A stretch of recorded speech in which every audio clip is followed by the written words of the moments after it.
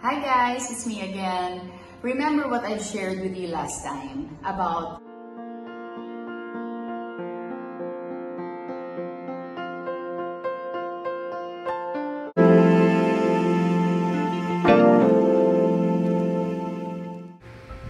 mayroon ngang bagong blessing para kina Christine Hermosa at Oyo Soto dahil paparating na ang kanilang baby number 6. Bago ang lahat, huwag niyong kalimutang mag-subscribe at pindutin ang notification bell para maging updated sa ating mga susunod na videos. Unti-unti na ngang lumalaki ang pamilya ni na Christine Hermosa at Oyo Soto dahil mula sa kanilang 5 kids ay madadagdagan pa nga ito ng isa. Masayang-masayang ibinahagi ng couple ang ultrasound result na ito ni Christine para sa kanilang baby number 6. At sabi nga rin itong si Christine Hermosa sa kanyang post, I have never doubted God's power and faithfulness in my life.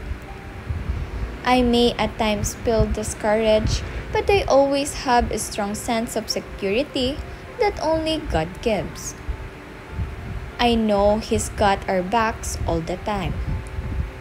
To be honest, I was hopeful but never really expected He would bless us with children, like lots of them and another one on the way. Funny as it seems, but I still get those butterflies every time I see those double lines on the PT. Kahit pa na ang dami na nila, parang laging first time. Ibang level ng overwhelming emotion each stage of every pregnancy. Ibang level when you can already see and hear the heartbeat.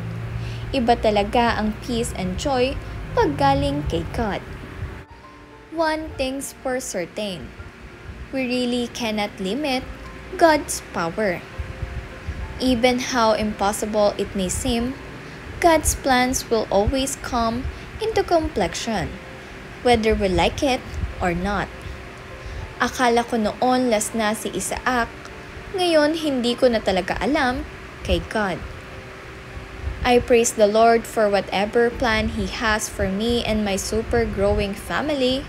After all, He is my Creator, my Lord and Savior, my provider, my peace and joy, my eternal hope, and ultimately, my Heavenly Father.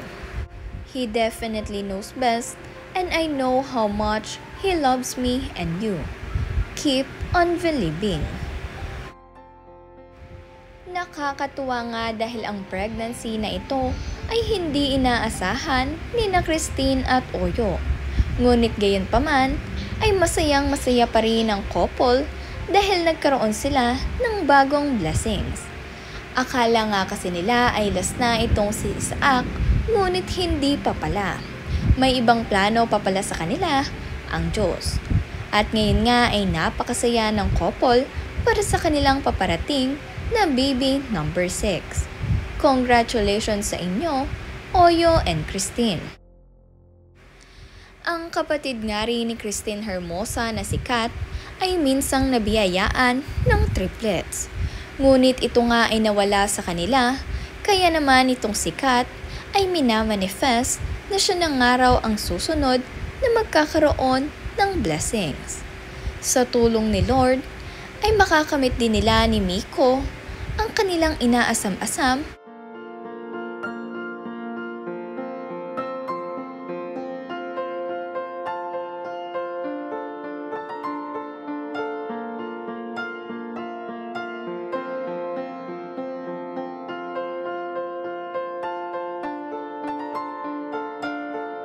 Hi guys, it's me again. Remember what I shared with you last time about the collagen that I'm using? So, this too is what I love. They call it Placenta Combo. This is the 5-point placenta, and this is naman the collagen micro tablets. This is the smaller version of this one. 120 micro tablets ito. Ito naman ay 90 micro tablets. So the mini version of this one. Okay, what's the difference? The 5-point placenta is what gives you the glow in your skin. So it brightens your skin, it whitens your skin. Yung collagen micro tablets, siya po ang nakakapagpabigay ng healthy looking na kaputian. But again, marami pa po silang nagagawa sa ating katawan. Like for the 5-point placenta, it deeply moisturizes our skin, skin renewal, immunity booster, aids weight loss. 2 weeks ko na siyang ginagamit and thank God, may results na akong nakikita. So if you guys want to try it, you can find it here.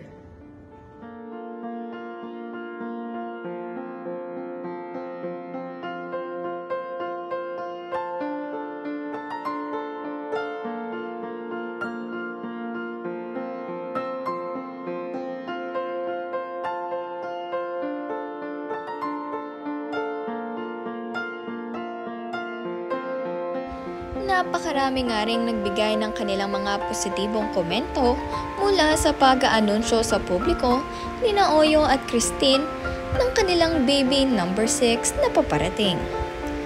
Ito ngang si Maine Mendoza ay napapuso at sabi naman itong si Mara Fortuna, "Yes, congrats Ate Tin, Bang at Ol Soto."